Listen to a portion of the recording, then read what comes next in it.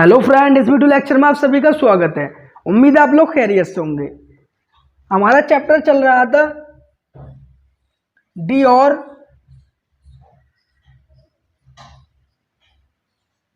F block के तत्व।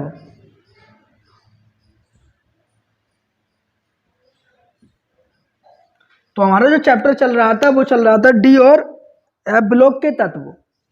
तो जो डी और एफ ब्लॉक के तत्व हमारा चैप्टर चल रहा था, इसमें हमने कल की वीडियो में डिस्कस करा था डी ब्लॉक के तत्व किसे कहते हैं और संक्रमण तत्व किसे कहते हैं। इस वीडियो लेक्चर में हम बात करेंगे संक्रमण तत्वों के वर्गीकरण की। संक्रमण तत्व मतलब डी ब्लॉक के तत्वों का वर्गीकरण।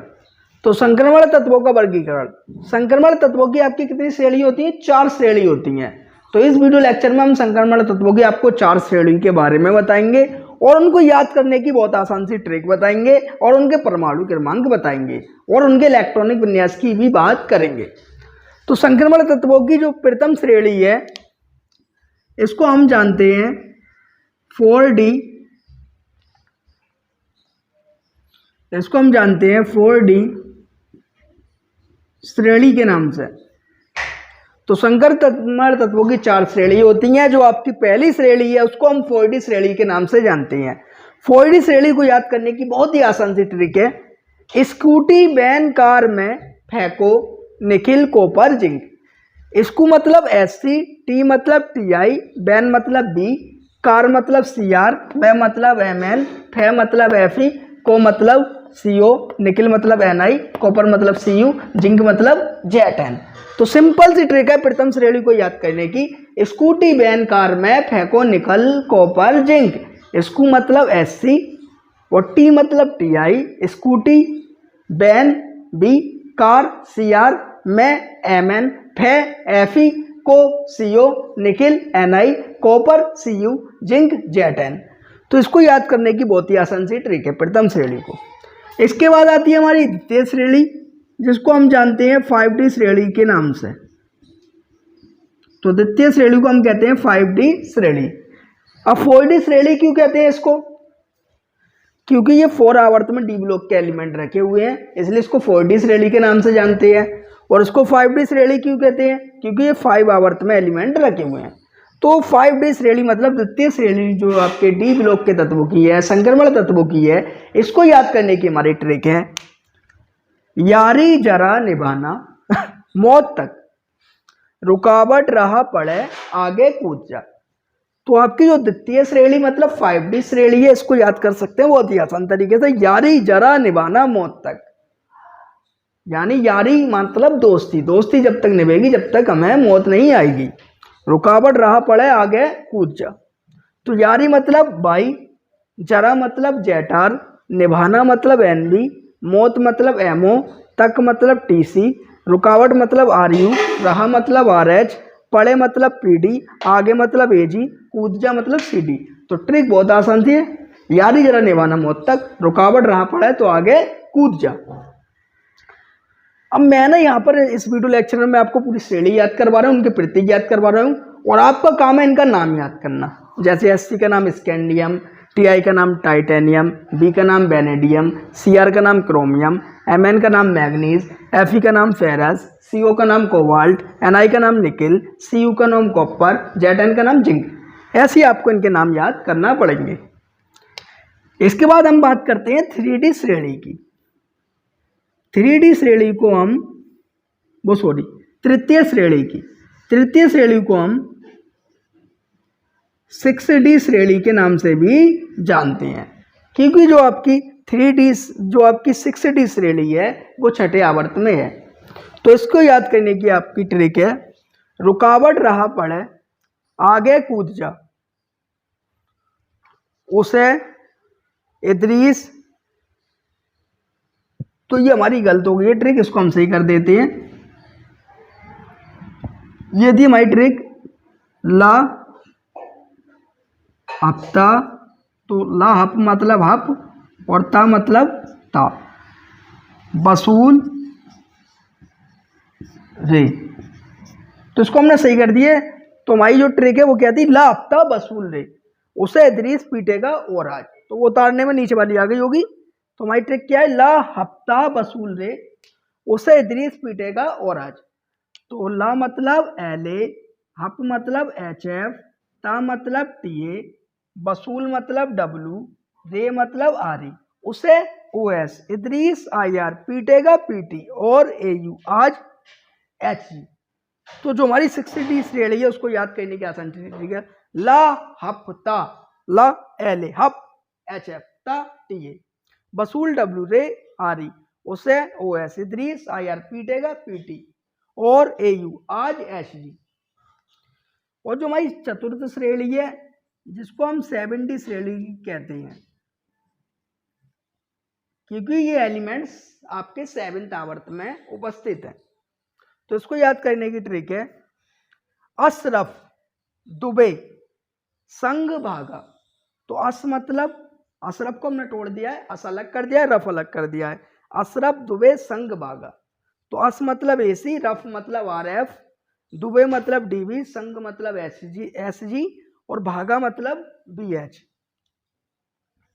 उससे आगे है हमारा हसमत दोस्त रोएगा कौन। तो हस मतलब एच एस, मत मतलब एम टी, दोस्त मतलब डी एस, रोएगा मतलब आर जी, कौन मतलब सी एन। इस तरीके से आपको डी ब्लॉक के पूरे 40 एलिमेंट याद हो जाएंगे। तो चतुर्थ श्रेणी जो है उसे 70 श्रेणी कहते हैं। याद करने की इसको आसान तरीका, अशरफ दुबे संग भागा, हसमत दोस्त रोएगा कौन। और इसके आपको साथ साथ नाम भी याद कर दें, इसके साथ साथ आपको इनके नाम भी याद कर लेने हैं। अब हम बात करते हैं इनके परमाणु क्रमांक की। तो इसका परमाणु क्रमांक होता है 21। अब ये आपको पूरी लाइन याद है, स्कूटी वैन कार्बन पैगो निकल कॉपर जिंक, तो क्रम से आप इनके परमाणु क्रमांक लिख सकते हैं। इसका होता है 21, इसका होता है 22, इसका 23, इसका 24, इसका 25, इसका 26, इसका 27, इसका 28, इसका 29, इसका 30।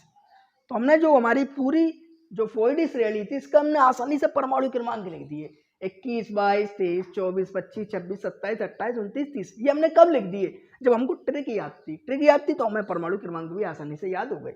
अब बात करते हैं हम 5D श्रेणी। तो 5D श्रेणी के परमाणु क्रमांक याद करने के लिए आपको कुछ नहीं करना है, आपको जो 21 है 21 में कितने प्लस कर देना है, 18। तो 21 में जब 18 प्लस करेंगे तो आपको हो जाएगा 39। तो इसका पाई का परमाणु क्रमांक आ गया 39।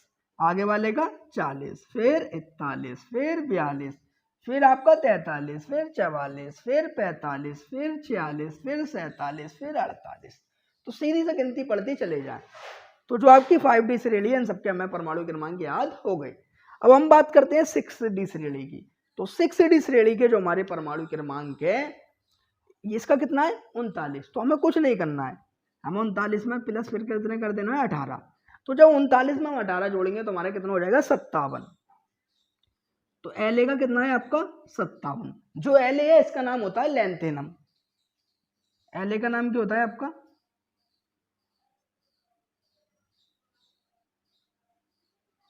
एल का नाम होता है लैंथेनम। तो लैंथेनम जो आपका एलिमेंट है एल है, इसके आगे से 14 एलिमेंट उठाकर एक अलग श्रेणी में रख दिए गए हैं जिसको हम लैंथेनाइट श्रेणी कहते हैं। एल से आगे के जो आपके 14 एलिमेंट हैं उठाकर एक अलग श्रेणी में रख दिए गए हैं।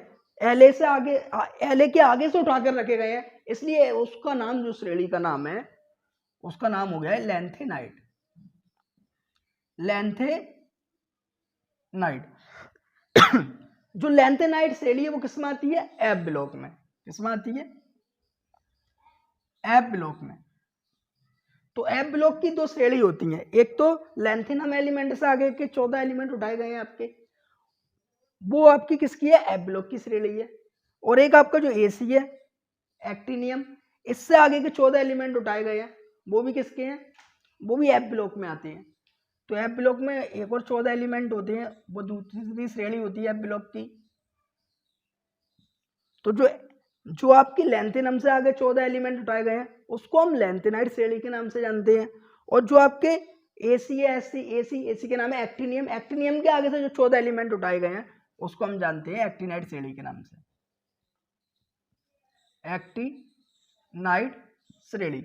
तो एफ ब्लॉक की दो श्रेणी होती है, एक होती है लैंथेनाइट श्रेणी और एक होती है आपकी एक्टिनाइट श्रेणी। तो जब 57 से आगे के जो 14 एलिमेंट है वो बीच में से उठा के अलग रख दिए गए हैं, वो किस में आते हैं, आपके एफ ब्लॉक में आते हैं। तो इसलिए इसका जो परमाणु क्रमांक है 57 के बाद 58 नहीं आता, क्योंकि 57 से आगे के 14 तत्व उठा के अलग उसकी श्रेणी बना दी गई है, जिसको हम लैंथेनाइड श्रेणी के नाम से जानते हैं, और वो किस में आती है, आपकी एफ ब्लॉक में आती है। तो इसका जो नेक्स्ट वाले का परमाणु क्रमांक आएगा 57 में 14 प्लस करने के बाद आएगा। तो 57 में जब हम 14 प्लस कर देंगे तो हमारा कितना हो जाएगा, हमारा हो जाएगा 71। तो जब हमने 57 में 14 प्लस कर दिया तो हमारा कितना हो गया, 71। अब 71 के बाद इसके परमाणु क्रमांक शुरू होंगे, 72, 73, 74, 75, 76, 77, 78, 79, 80। तो इस तरीके से इनके आगे के परमाणु क्रमांक आपके शुरू होंगे। अब आपकी जो 70 श्रेणी है इसमें एसी है, एसी का नाम क्या है, लैंथेनम। तो लैंथेनम वो सॉरी एसी जो है, एसी का नाम क्या है, एक्टिनियम। तो जो आपका एसी है इसका है आपका नाम एक्टिनियम। तो जो आपका एक्टिनियम एलिमेंट है, एक्टिनियम एलिमेंट से आगे के हमने 14 तत्व उठाकर अलग रख दिए हैं, उसको किस नाम से जाना जाता है, एक्टिनाइड। तो एसी का जो परमाणु क्रमांक निकालना है, परमाणु क्रमांक निकालने के लिए हम कुछ नहीं करते, जो 57 होता है उसमें 32 जोड़ देते हैं। कितने जोड़ते हैं, 32। तो जब हम 57 में 32 जोड़ते हैं तो हमारा कितना आता है, 57 में 32 जोड़ते हैं तो हमारा आता है 89। तो जब परमाणु क्रमांक कितना है, 89। तो जो एक्टिनियम एलिमेंट्स है इससे आगे के जो 14 एलिमेंट थे उनको उठाकर हमने उसकी एक अलग श्रेणी बना दी है, जिसको एक्टिनाइड श्रेणी के नाम से जाना जाता है। ये एफ ब्लॉक की दूसरी श्रेणी है। तो जो 89 एक्टिनियम का आपका परमाणु क्रमांक है, जो नेक्स्ट आपका रदरफोर्डियम है, इसका जो परमाणु क्रमांक आता है वो 14 प्लस करके आता है। तो जब 89 में हम 14 जोड़ देंगे तो हमारे कितने हो जाएंगे, 103। तो 103 के बाद आपका कितना आएगा, 104, 105, 106, 107, 108, 109, 110, 111, 112। ये हमारे क्या हो गए, इसके परमाणु क्रमांक हो गए। तो दोबारा से एक बता दूं, जो आपका लैंथेनम है इसका परमाणु क्रमांक 57 होता है। 57 से आगे के जो 14 एलिमेंट है उनको उठाकर अलग श्रेणी बना दी गई है, जिसे लैंथेनाइड श्रेणी के नाम से जाना जाता है। वो एफ ब्लॉक की पहली श्रेणी कहलाती है। इसलिए इसका जो परमाणु क्रमांक है नेक्स्ट वाले का 72 होता है, क्योंकि 57 में जब हम 14 प्लस कर देते हैं तो उसके अगले वाला जो एलिमेंट का परमाणु क्रमांक होता है वो 72 आएगा। इसलिए इसका जो स्टार्ट होता है परमाणु क्रमांक 72 से स्टार्ट होता है। ऐसे जो नीचे वाली श्रेणी है उसका जो एलिमेंट एसी है इसका नाम क्या है, आपका एक्टिनियम। तो जो एलिमेंट आपका एक्टिनियम है, एक्टिनियम से अगर हम 89 से आगे जो एक प्लस करें तो 90 होगा, लेकिन एसी से आगे के 14 एलिमेंटों को उठाकर अलग रख दिया गया है, जिनकी एक अलग श्रेणी बना दी गई है, जिसे एक्टिनाइड श्रेणी के नाम से जाना जाता है, जिसे एफ ब्लॉक की दूसरी श्रेणी कहते हैं। इसलिए जो एसी होता है इसका नेक्स्ट परमाणु क्रमांक 90 नहीं होता है, क्योंकि 14 एलिमेंट इसके बीच में उठा के अलग रख दिए गए हैं। तो जब हम 89 में 14 जोड़ेंगे तो हमारा कितना हो जाएगा, 103। तो 103 के बाद डायरेक्ट कितना आएगा, 104। इसलिए इसका परमाणु क्रमांक 104, 105, 106, 107, 108, 109, 110, 111, 112 होता है। तो इस ये वीडियो में आपको समझ में आ गया होगा। संकरण तत्व 4 प्रकार के 4 श्रेणियाँ होती हैं, 4D, 5D, 6D, 7D, और इनके परमाणु क्रमांक याद करने की मैंने आपको बहुत ही आसान सी ट्रिक बता दी है। जो आपकी लैंथेनाइड श्रेणी है, एक्टिनाइड श्रेणी है, इसको हम पढ़ेंगे किसमें, एफ ब्लॉक में। जब हम एफ ब्लॉक का अध्ययन करेंगे तो लैंथेनाइड और एक्टिनाइड को याद करने की भी आपको बहुत आसान सी ट्रिक बताएंगे। इसका आप स्क्रीनशॉट लें। उसके बाद हम बात करते हैं इलेक्ट्रॉनिक विन्यास की। अब हम बात करते हैं इलेक्ट्रॉनिक विन्यास की।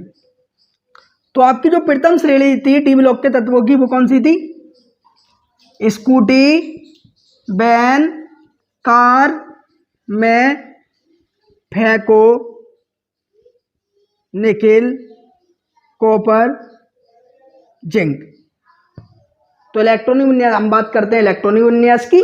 तो इलेक्ट्रॉनिक विन्यास में जो आपकी डी ब्लॉक के एलिमेंट है तो उसकी प्रथम श्रेणी थी वो कौन सी थी, स्कूटी, वैन, कार में फेको, निकेल, कॉपर, जिंक, जिसको हम जानते थे 4D श्रेणी के नाम से। तो अब हम करने वाले हैं इसका इलेक्ट्रॉनिक विन्यास। इसका परमाणु क्रमांक कितना है, 21, इसका 22, इसका 23, इसका 24, इसका 25, इसका 26, इसका 27 और इसका 28, और इसका होता है 29। और इसका कितना होता है आपका 30। तो स्कैंडियम का 21 है, इसका हम इलेक्ट्रॉनिक विन्यास करते हैं 1s2 2s2 2p6 3s2 3p6 4s2 3d1। तो 2 4 6 10 2 12 6 18 2 20 1 21, ये किसका इलेक्ट्रॉनिक विन्यास हो गया आपका स्कैंडियम का। अब हमें टाइटेनियम का करना है, तो 1s2 2s2 2p6 3s2 3p6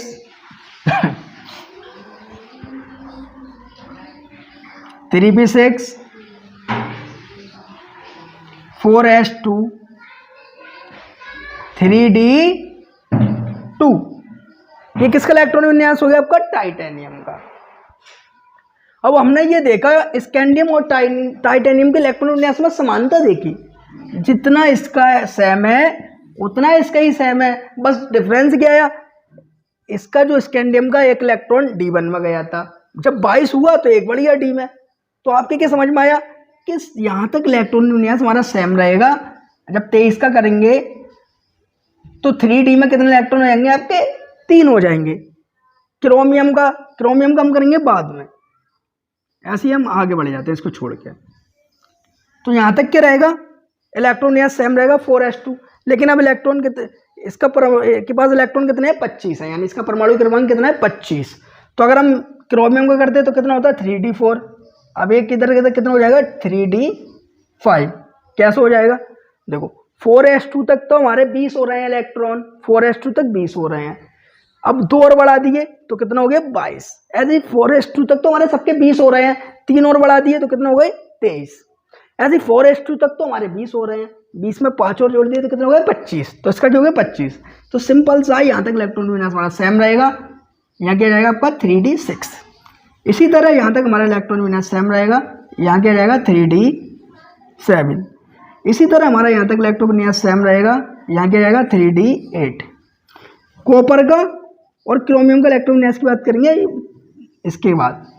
तो यहाँ तक हमारा इलेक्ट्रॉन विन्यास सेम रहेगा, इसके पास का परमाणु क्रमांक कितना है 3, यहाँ तक हो जाएगा आपका 20। तो आगे क्या आ जाएगा आपका 3d10, ऐसा हो जाएगा 30। अब बात करते हैं क्रोमियम के इलेक्ट्रॉनिक विन्यास की। तो 1s2 2s2 2p6 3s2 3p6 4s2 3d4।